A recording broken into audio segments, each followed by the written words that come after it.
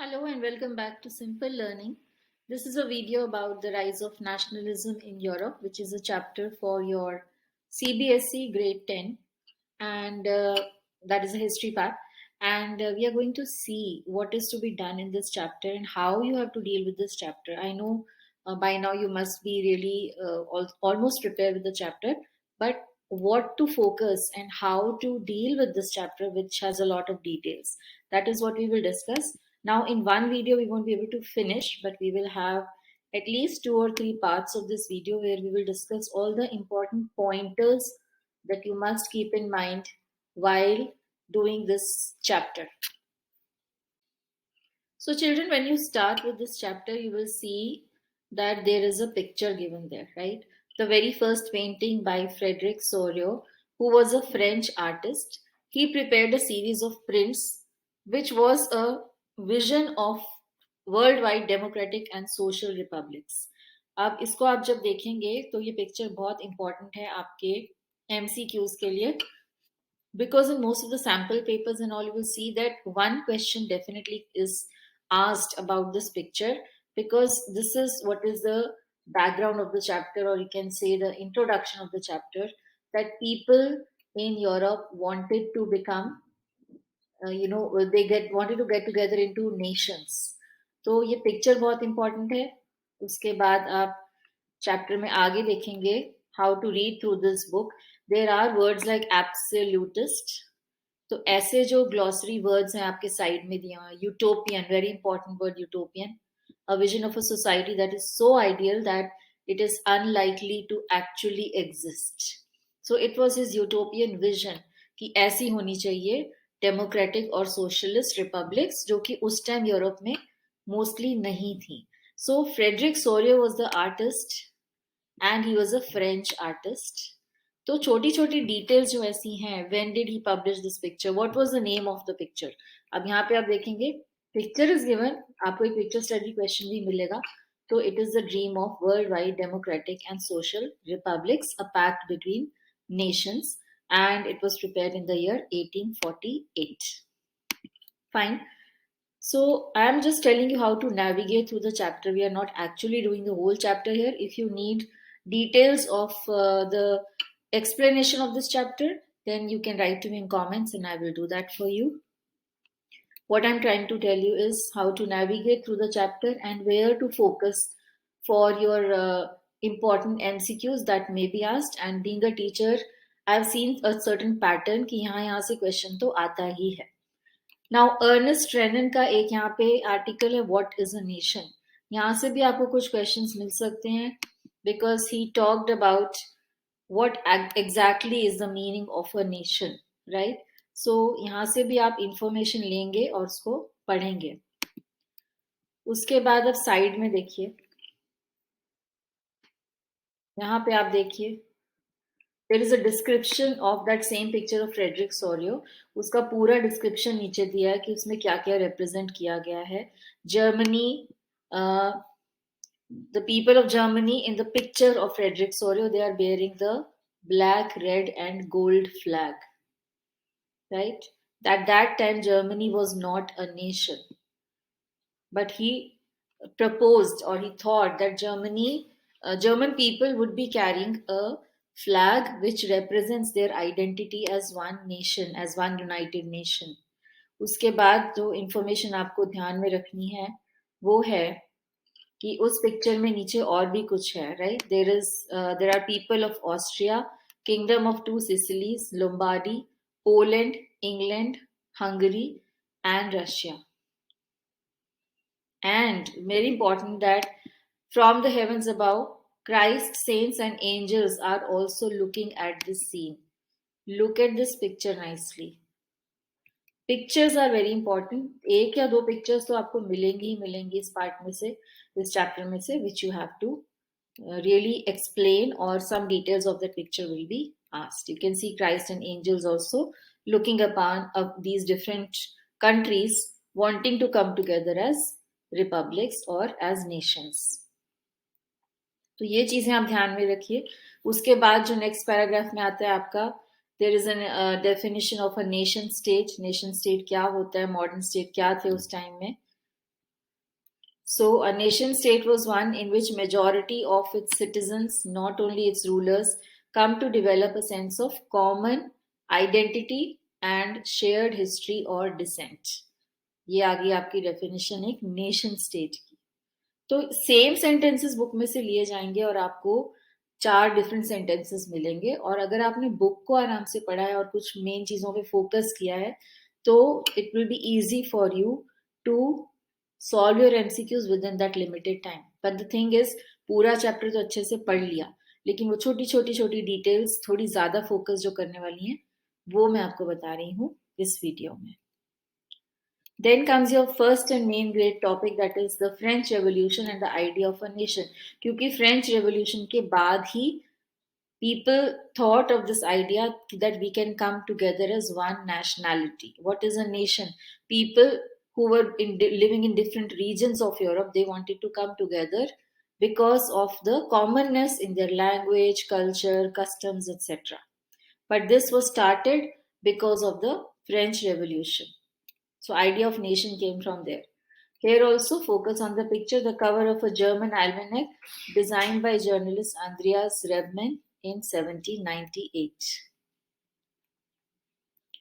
Now here what you have to focus on is the ideas of La Patrie, the fatherland, and Les Citoyens, the citizen, which emphasize the notion of community enjoying equal rights under a constitution. तो France में जो revolution हुई थी उसके बाद लोग कैसे एक हो गए थे. रेवोल्यूशन हुई थी किंग के अगेंस्ट और क्वीन के अगेंस्ट, लेकिन बाद में उन लोगों में एकता आ गई थी, right. So same way that idea of coming together as one nation because of commonness, that idea was started in France and then it percolated to other nations of Europe. So here the important words are these: the ideas of La Patrie, Les Citoyens. The French flag was a new tricolor. The States General was elected by a body of active citizens who were renamed as the National Assembly. This was what had happened in France after their revolution. They had a centralized administrative system. ये कुछ keywords अगर आप याद रखेंगे तो आप MCQs को solve कर पाएंगे. After that you have everything about the French Revolution and the different clubs that were started. Then you have French armies moving into different parts of Europe, that is under Napoleon. So when Napoleon crowned himself as the Emperor of France, he imposed something called the Civil Code of 1804, which was also known as Napoleonic Code. तो ये चीजें आपको ध्यान में रखनी है. Napoleonic Code में क्या क्या था? It did away with the privileges based on birth, established equality before the law, and secured the right to property. And this code was actually even exported to other areas, like जहाँ पे भी French armies went and they conquered other parts of Europe, this Napoleonic Code was applied to all those countries. So यहाँ पे name याद रखिए. In the Dutch Republic, in Switzerland, Italy, and Germany, Napoleon simplified the administrative divisions. He abolished the feudal system. He freed peasants from serfdom and manorial dues. तो वहां पे भी जाके Napoleon ने अपना कोड जो वहां के लोगों पर भी लागू किया था. So all these changes were made by Napoleon when he went and conquered other parts of Europe.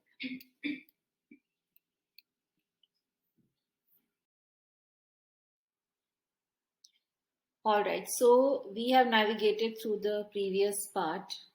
Then comes the next part. अब आप आगे देखोगे तो आपको यहाँ पे ये पिक्चर मिल रही है, next picture, which is you can see on the side the picture of Napoleon also. और यहाँ पे भी आप देखेंगे एक और पिक्चर है which is a little different. ध्यान से इस पे फोकस कीजिए. Which picture is it? It is the planting of tree of liberty in Zweibrücken, Germany. तो इसकी डिटेल्स भी पढ़ लीजिए.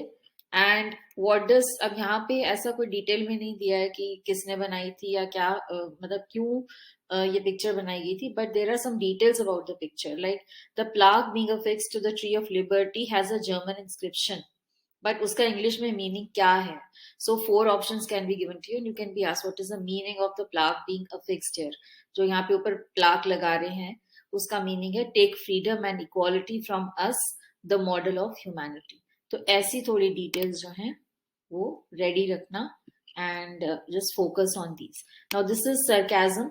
This is a sarcastic reference to the claim of French as being liberators who opposed monarchy in the territories they entered. Then you have, of course, on the side, the picture of Napoleon. But Napoleon here is depicted as a postman. And उसके जो bag से जो भी letters निकल रहे हैं और गिर रहे हैं, they all contain actually the names of the territories that he lost in different wars. अब यहाँ पे जब नेक्स्ट पैराग्राफ में आती हूँ इसके एकदम सामने आप देखो, initially in many places such as Holland, Switzerland and in cities like Brussels, Mainz, Milan and Warsaw, the French armies were welcomed as harbingers of liberty. But थोड़ी देर बाद जो when they welcome French armies, after that they realize that actually Napoleon is also not a very great person who will give them liberty, because they saw that his administrative arrangements did not go hand in hand with political freedom. Napoleon जो था वो थोड़ा बहुत उनको control करने लग गया. There was increased taxation, censorship, forced conscription into French army, and that was not liked by the people in different parts of Europe like Brussels, Mainz, Milan, Warsaw. So वहाँ पे पहले उन्होंने French armies को welcome किया, but later on they did not like the policies employed by Napoleon. Then comes your second heading, that is the making of nationalism in Europe. तो फिर nationalism Europe में कहाँ से स्टार्ट हुआ? आपने पहले पढ़ा फ्रेंच रेवोल्यूशन के बारे में, वहां पे फ्रांस के अंदर क्या हुआ था. Then Napoleon going to different areas of France and conquering those areas and imposing his Napoleonic code, जो कि लोगों ने पहले पहले वेलकम किया, उनको चेंज लगा, उनको लगा कि he will be bringer of liberty you can say. But later on when he also started imposing things on them, they did not like it. तो यहाँ तक आपने पढ़ा. Then how did this idea of nation state get into Europe? How did this nationalism feeling come in Europe? That is the next part of the chapter. तो यहाँ पे आप deal करते हैं, there are details of Habsburg Empire. तो Habsburg Empire किन areas में rule करती थी? It ruled over Austria, Hungary, and it included these regions. तो ये आपके important है MCQ के लिए. What are the regions that it ruled? Alpine regions like Tyrol, Austria and Sudetenland, as well as Bohemia, right? Where people were mostly German speaking. Habsburg Empire उस जगह पे rule करती थी जहां mostly German speaking लोग रहते थे. Remember, they were German speaking, but there was no German nation. तो क्योंकि उनकी लैंग्वेज सेम थी, because of different circumstances they came together and they wanted to come together as one nation. तो यहाँ से idea of German nation started.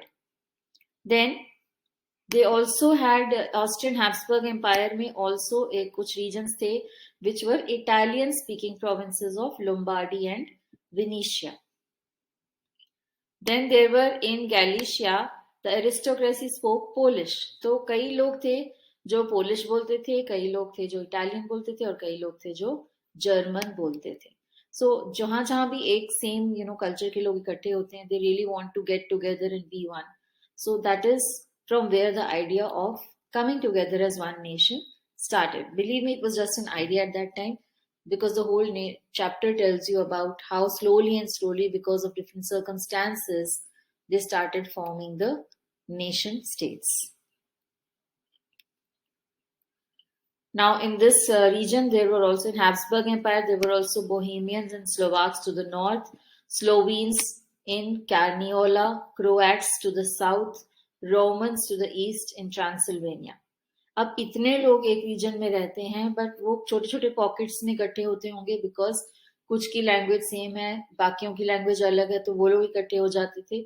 So because of that political unity was not possible in the Habsburg Empire. लोग एक तरह से पूरे एक नहीं समझते थे अपने आप को, because एक तरह की लैंग्वेज के लोग अपना इकट्ठे हो जाते थे, but they would not be united with people of other language or customs and traditions.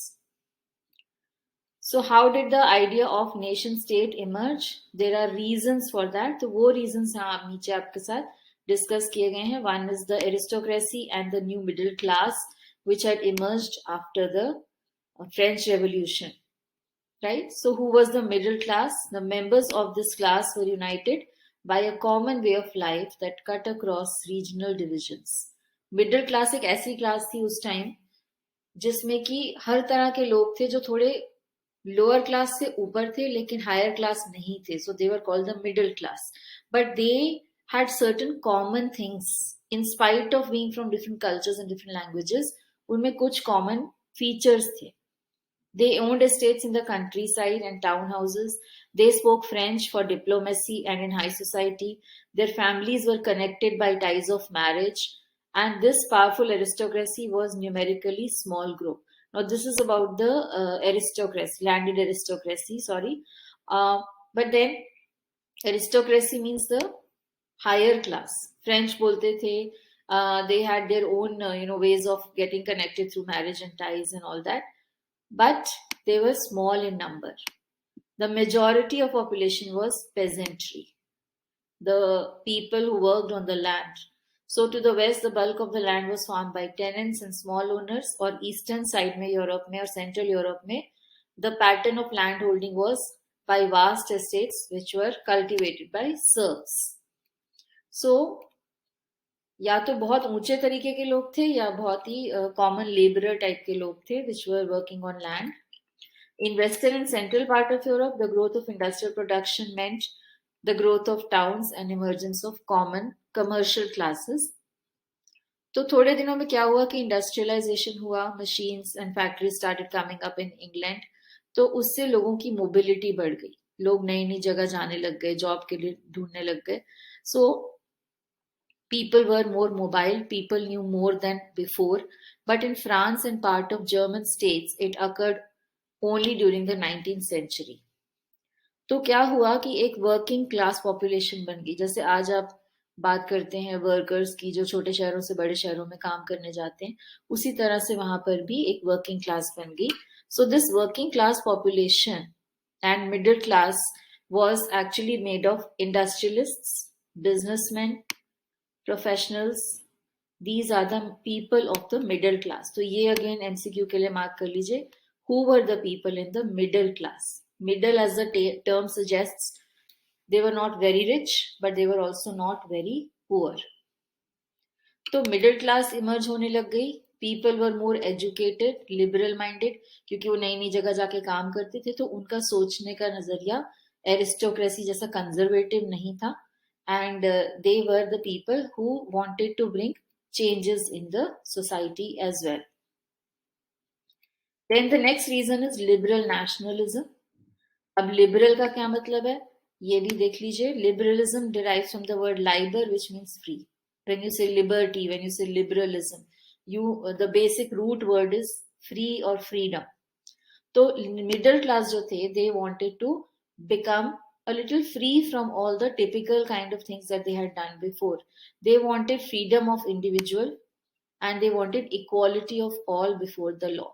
ये मिडिल क्लास आपने क्यों पढ़ा? क्योंकि मिडिल क्लास जो थे उन्होंने स्टार्ट किया था ये आइडिया कि कुछ चेंजेस सोसाइटी में होने चाहिए. And from there the changes started in Europe actually, right?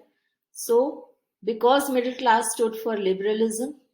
Liberalism means a little more freedom for individual. People should be able to move around. People should be able to do new jobs. And, we should break away from the conservative institutions. This is what middle class thought about. So they became liberals. And they also started asking for universal suffrage. Suffrage means the right to vote. यहाँ पे दिया गया side में. तो उन्होंने liberalism start किया. उन्होंने बोला कि they want changes and they wanted democracy in areas of Europe. Democracy means that people should rule, people should decide their rulers. The right to vote should be given, and right to get elected should also be given to the property owning men. This is what liberalists wanted. Now एक change यहाँ पे आप देखेंगे कि men without property and all women they were still not given political rights. ये France में भी ऐसे ही हुआ था, जो आपने 9th में फ्रेंच रेवोल्यूशन में ऑलरेडी पढ़ा है, तो यहाँ पे भी ऐसे ही अभी चल रहा था. But there was a demand for political freedom.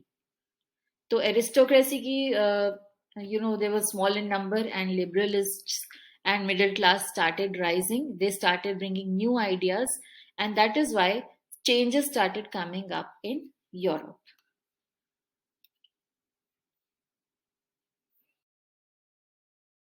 So next part of the chapter deals with Zollverein, the forming of the Zollverein. It's a very important term. Zollverein was a customs union. Now, why was it customs union formed? पहले आपको बताया गया कि German principalities थी.